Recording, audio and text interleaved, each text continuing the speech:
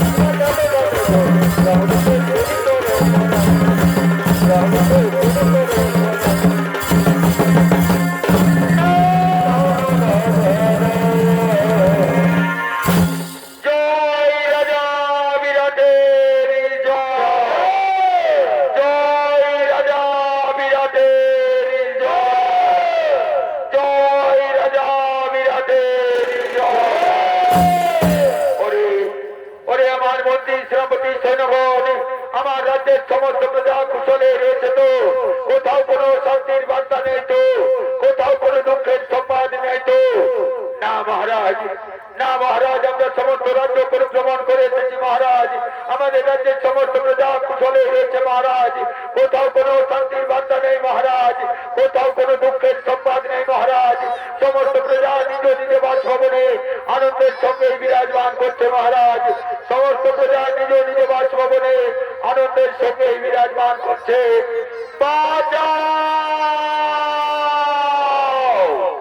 বাঁচাও।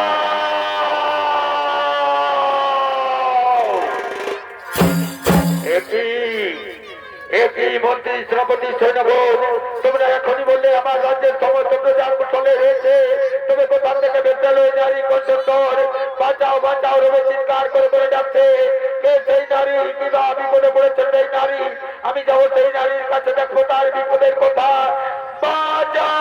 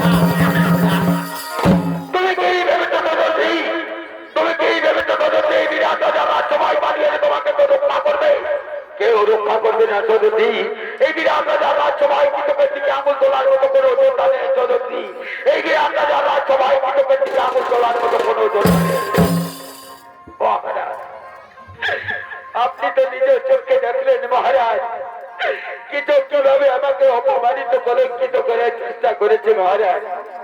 এই অপমানের জন্য কৃতজ্ঞ আপনি দণ্ড দিন মহারাজ, এই অপমানের জন্য কৃতজ্ঞ আপনি দণ্ড দিন।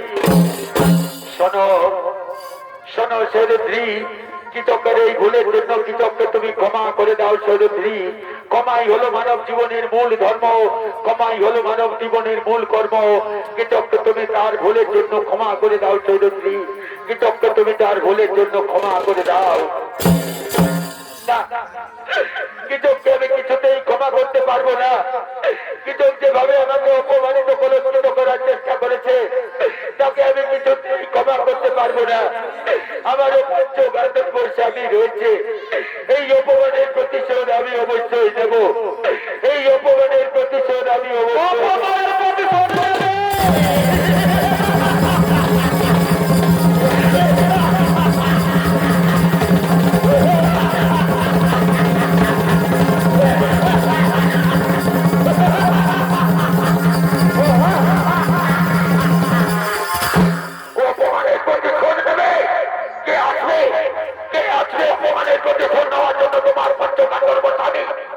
আমি তো প্রথমেই বলেছি সৈরদ্রী, এই বিরাট রাজার রাজসভায় কৃতকের দিকে আঙুল তোলার মতো কোনো যোদ্ধা নেই সৈরদ্রী, এই বিরাট রাজার রাজসভায় কৃতকের দিকে আঙুল তোলার মতো কোনো যোদ্ধা নেই।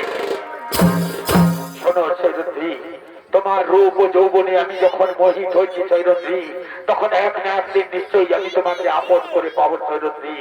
আজ আমি এই সভা মাঝ থেকে খালি হাতে ফিরে গেলাম সৈরদ্রী, কিন্তু কথাটা যেন মনে থাকে সৈরদ্রী, এক না একদিন নিশ্চয়ই আমি তোমাকে আপন করে পাবো সৈরদ্রী, এক না একদিন নিশ্চয়ই আমি তোমাকে আপন করে পাবো। কথাটা যেন মনে থাকে সৈরদ্রী, কথাটা যেন মনে থাকে। মহারাজ, এখনো কি আপনি চুপ করে থাকবেন মহারাজ? প্রজা হলো রাজার কাছে পুত্র সম, প্রজার সুখে দুঃখে বিপদে আপদে রাজা সাহায্যের হাত বাড়িয়ে দেয়। আমি আপনার রাজ্যের একজন প্রজা সম মহারাজ, আমার বিপদের দিনে আপনি যদি এগিয়ে না আসেন, আমি কোথায় যাব? কার কাছে গিয়ে বলবো আমার বিপদের কথা? ও, বুঝতে পেরেছি মহারাজ, আপনি যখন আমার দিক থেকে মুখ ফিরিয়ে নিয়েছেন, তখন আমি বুঝতে পেরেছি আপনি অধিত রাষ্ট্রের মতো বসে অন্য রয়েছেন মহারাজ। তাই তো কৃতজ্ঞ দণ্ড দেওয়ার মতো ক্ষমতা আপনার নেই মহারাজ। আপনি যখন কৃতজ্ঞ দণ্ড দিলেন না মহারাজ, তখন আমার পঞ্চ গান্ধর্ব স্বামী রয়েছে মহারাজ। তাই তো আজ আমি এই সভা মাঝে প্রতিজ্ঞা করে যাচ্ছি মহারাজ, চাকরি থাকো চন্দ্র সূর্য, চাকরি থাকো 33 কোটি দেবতা, চাকরি থাকো মহাদেব, এই সভা মাঝে আজকে আমি প্রতিজ্ঞা করে গেলাম, আগামীকালে সূর্য উদয় হয় কি চোখ দেখবে, নতুবা আমি দেখবো মহারাজ। আগামীকালে সূর্য উদয় হয় কি চোখ দেখবে, নতুবা আমি দেখবো মহারাজ।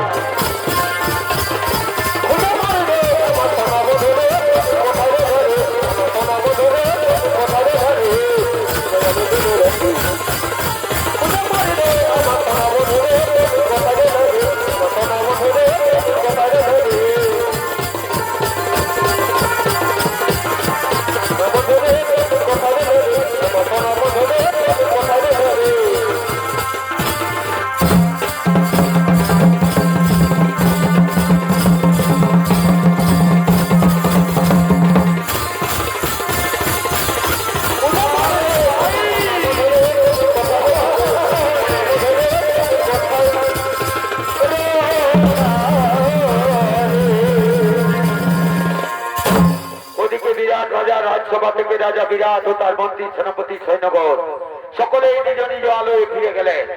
আদিকে বিরাট রাজার রাজসভায় দ্বিতীয় পাণ্ডব ভীমসেন বল্লভ নাম ধারণ করে বিরাট রাজার রাজ্যে রন্ধন কার্যে নিযুক্ত ছিল।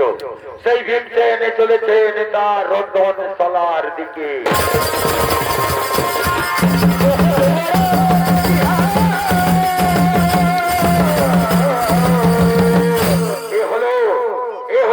পাণ্ডব ভীমসেন বল্লভ নাম ধারণ করে বিরাট রাজার রাজ্যে রন্ধন কার্যে নিযুক্ত রয়েছে। আর এই ভীমসেনের ভূমিকায় আপনাদের আলোকত ভাষিত মহান মঞ্চে যিনি যৌনিক পরিবেশন করে দেখাবে সে হলো সম্প্রদায়ের পক্ষ থেকে জেলার সুনাম ধন্য জনপ্রিয় চৌশিল্পী নৃত্যশিল্পী রাজীব কুমার বেদিয়া।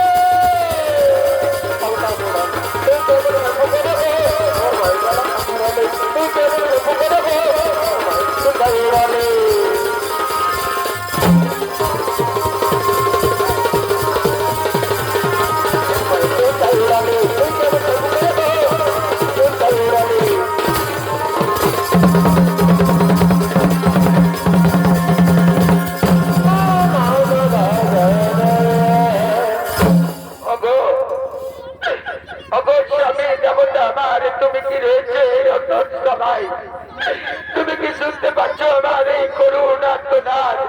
অগর স্বামী দেবতা আমার, তুমি কি আমার করুণ আর্তনাদ শুনতে পাচ্ছ না? কে কে রাতে মরে রন্ধনশালায় নারী কণ্ঠস্বর বেঁচে এলো? মনে হচ্ছে কোন চির পরিচিত চেনা নারীর কণ্ঠস্বর। কে সেই নারী? কিবা বিপদে পড়েছে সেই নারী? আমি যাব সেই নারীর কাছে, দেখবো তার বিপদের কথা।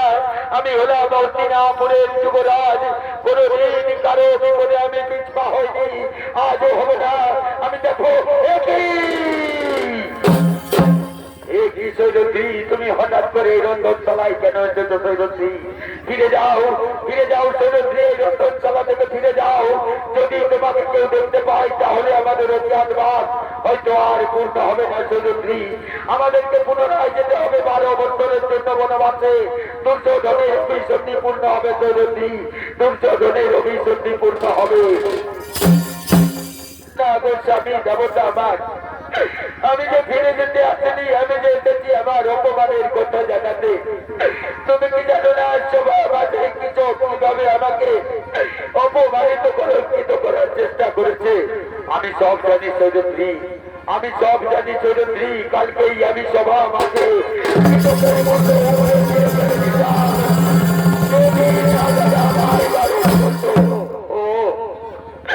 তুমি তোমার দাদার কোথায় শুনলে, আমার কোথায় একবারও ভাবলে না?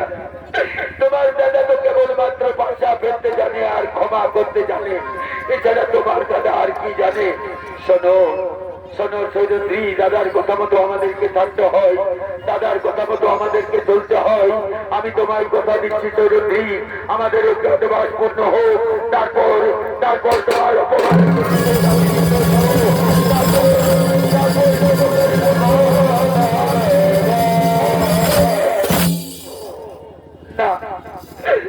না গোস্বামী দেবতা আমার, ততদিন যে আমি অপেক্ষা করতে পারবো না। আমি যে প্রতিজ্ঞা করেছি আগামীকালে সূর্য উদয় হয় কি চক্রে, নতুবা আমি দেখো যে তুমি কি করেছো সৈরন্দ্রী। তোমার এই প্রতিজ্ঞা যে আমি কিছুতেই পূর্ণ করতে পারবো না, তোমার এই প্রতিজ্ঞা যে আমি কিছুতেই পূর্ণ করতে পারবো না। কোন প্রতিজ্ঞা তুমি আমার পূর্ণ করেছো? হস্তিনাপুরে যেদিন দুঃশাসন আমার বস্ত্র হরণ করেছিল, সেদিনও তো আমি প্রতিজ্ঞা করেছিলাম দুঃশাসনের রক্ত দিয়ে আমি আমার কেস ধৌত করবো। তাই তো আজও আমার এই কেস খোলা রয়েছে, এই কেস এখনো বন্ধন করিনি। আর এই প্রতিজ্ঞাও যদি তুমি পূর্ণ না করো, তাহলে আমি হয়তো আত্মহত্যা।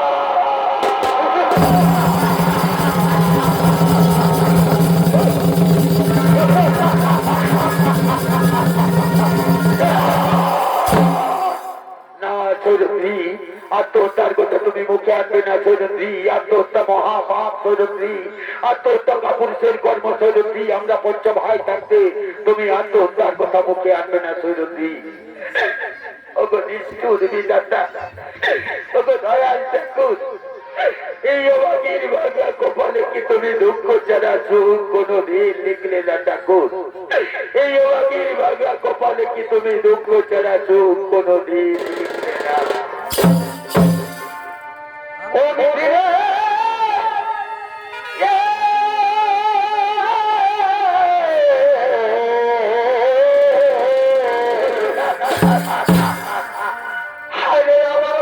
কথা এই দুঃখ করব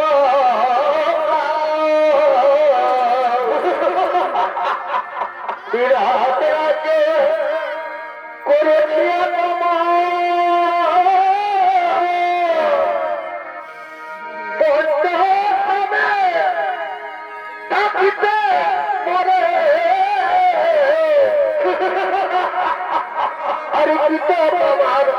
সাথে ধরে রাজ্যসভা করিল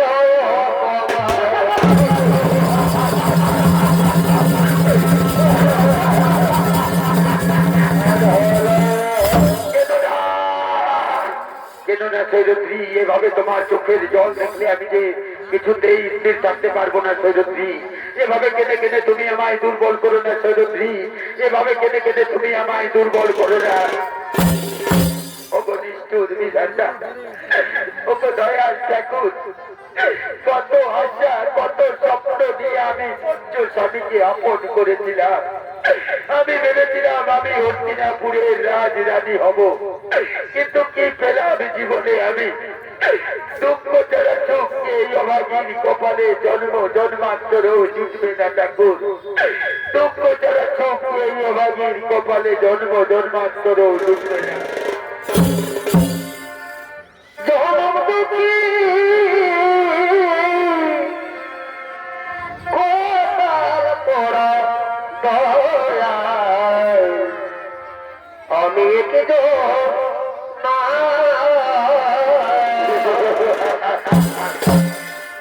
জনম দুঃখী কোথার পড়া দয়ায় আমি কি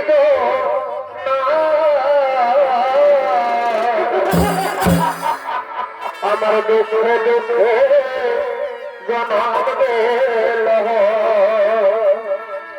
দুঃখে দুঃখে জনম গেল, দুঃখ বিলাসে পেলাম না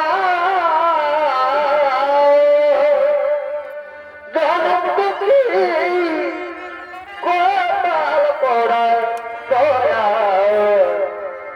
আমি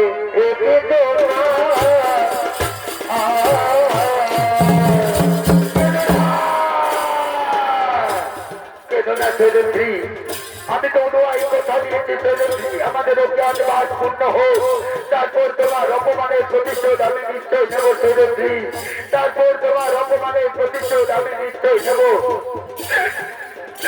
ওগো নিষ্ঠুর বিধাতা, ওগো ভগবান, এই পুরুষ সমাজে কেন তুমি নারী জাতি সৃষ্টি করেছিলে ঠাকুর?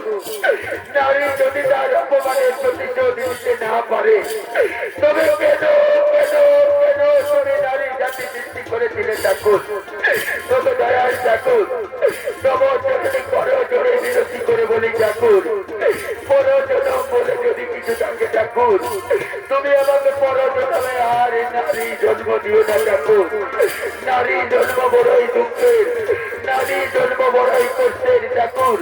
আমি যে নারী জন্ম আর সহ্য করতে পারবো না ঠাকুর, আমি যে নারী জন্ম আর সহ্য করতে পারবো না। পাখির জন্য দিও দয়া আমার নারী জন্য দিও না, আমার নারী জন্য দিও না।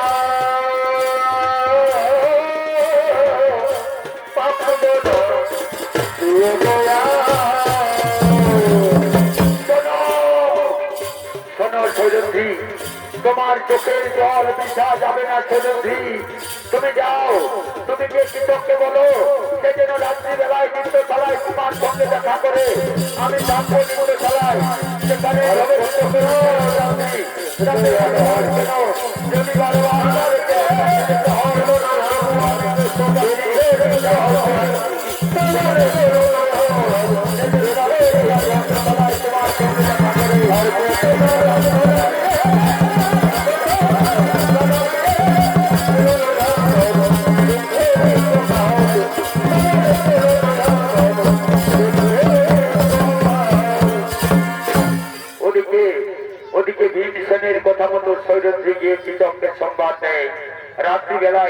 নৃত্যশালায় তারা গোপনে দুজনে মিলিত হবে। পূর্ব পরিকল্পিত অনুসারে পূর্বে থেকে নৃত্যশালায় লুকিয়েছিলেন ভিনসেন্ট। আরো দিক থেকে উন্মত্ত অবস্থায় ছুটে আসছেন কৃষক সৈরভ দিকে পাওয়ার আশায় নৃত্যশালার দিকে। ভালোবাসা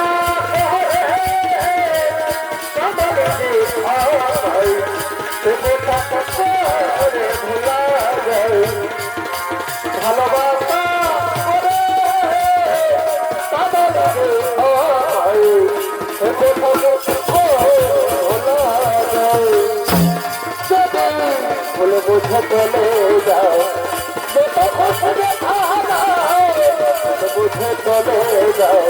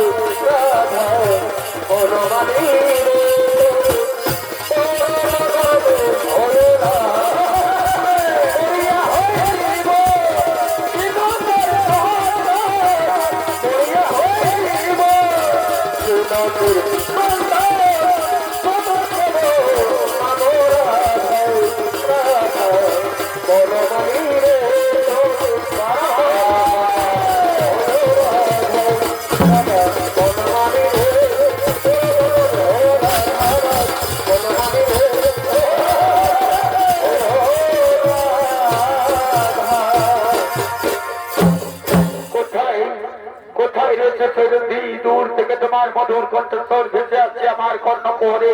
আমি যে আরো মতো আরো পাগল হয়ে যাচ্ছি সৈরন্ধ্রী। তুমি তো আমায় কথা দিয়েছিলে আজকে রাত্রিবেলা আমরা নৃত্যশালায় দুজনে মিলিত হব। তবে কি তুমি আমায় মিথ্যা প্রতিশ্রুতি দিয়েছিলে সৈরন্ধ্রী? না না না না সৈরন্ধ্রী, তোমার চোখের চাউনি মুখের ভাষা আমি বুঝতে পেরেছি। তুমি বলছ স্বামীকে নিয়ে চুকে নেও সৈরন্ধ্রী। আমি তোমায় কথা দিচ্ছি সৈরন্ধ্রী, আমি তোমাকে আজ রাজি করে রাখবো। ভয় নেই সৈরন্ধ্রী, তোমার পঞ্চগান্ধর্ব স্বামীর আর ভয় নেই।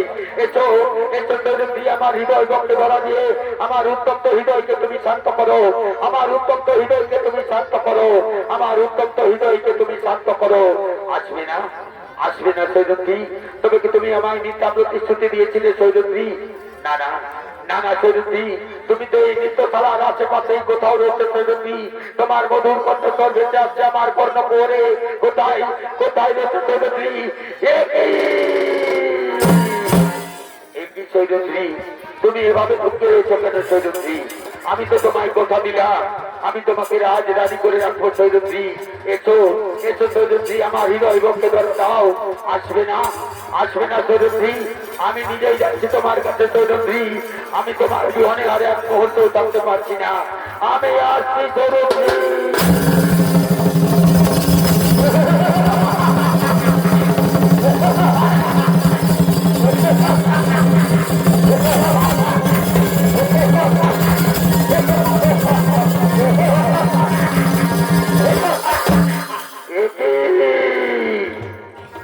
কি বললো হঠাৎ করে তুমি রঙ্গনতলায় কেন এসেছো বললো? এই নৃত্যশালায় তো বিহনালা থাকার কথা, এখানে বিহনালা উত্তরাকে নৃত্য শিক্ষা দেয়। তবে তুমি রঙ্গনতলা থেকে তুমি এখানে কেন এসেছো বললো? এখনো কি তুমি আমায় চিনতে পারলে না? কিছু এখনো কি তুমি আমায় চিনতে পারলে না? আমি কে?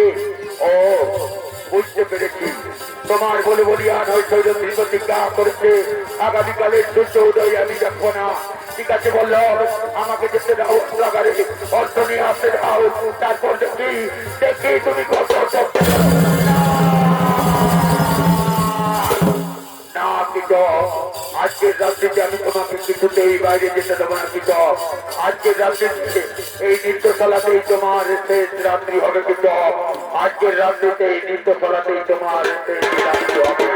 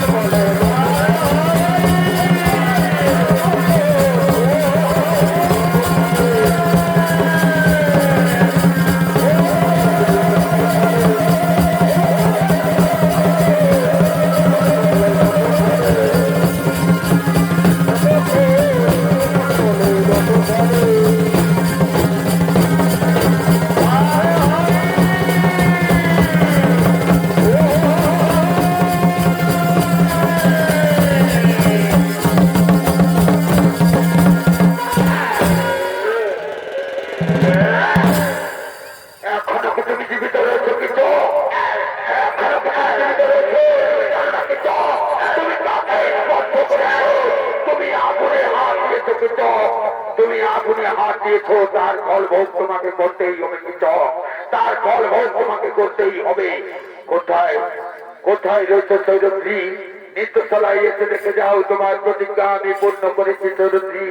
আগামীকালের সূর্য উদয় চিরকাল দেখবে না সৌরভী, আসবে না আসবে না সৌরভী। তুমি অভিমান করে আমার কাছ থেকে চলে গেছো।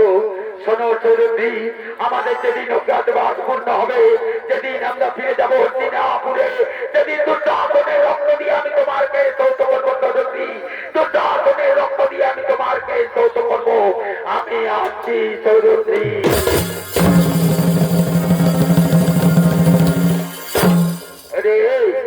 শোন শোন শোন শোন শোন, তুই নাকি ডাক্তারি পাস করে কে জানালি? দেখো দেখ, আমাদের সেনাপতি বাঞ্জা ছেনমল্য দেখো। দাঁড়া দাঁড়া দাঁড়া, হরবরাস না তো, হরবরাস কোনো তো বুঝতে পারছি না। কেমন ডাক্তারি পাস করলে রে? ঘোষ দিয়ে নাকি? আগেকার দিনের লোকের হাতটায় ধরেই বলে দিত বাচ্চা আছে না মরা আছে। বুঝছিস না তুই? আমার কানে লাগাবারটা নাই কেন, ওইটার জন্য কোনো বুঝতে পারছি না। তুই একদম ঘোষ দিয়ে পাস করেছিস। দাঁড়া দাঁড়া দাঁড়া, ভালো করে দেখতে দেখতে ওটা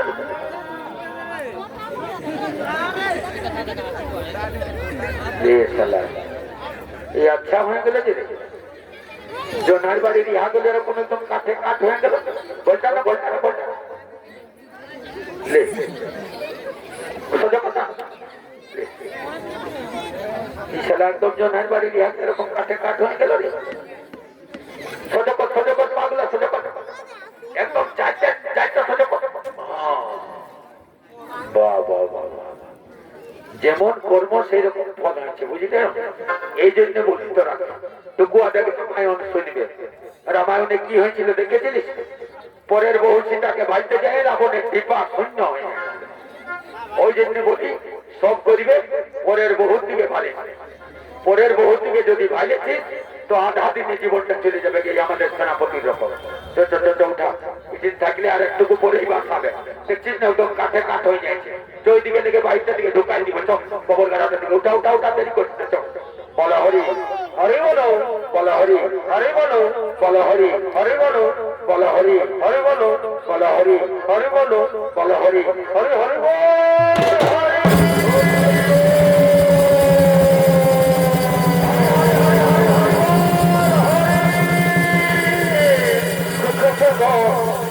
ভালো থেকো আর সবাই আমার দেখা।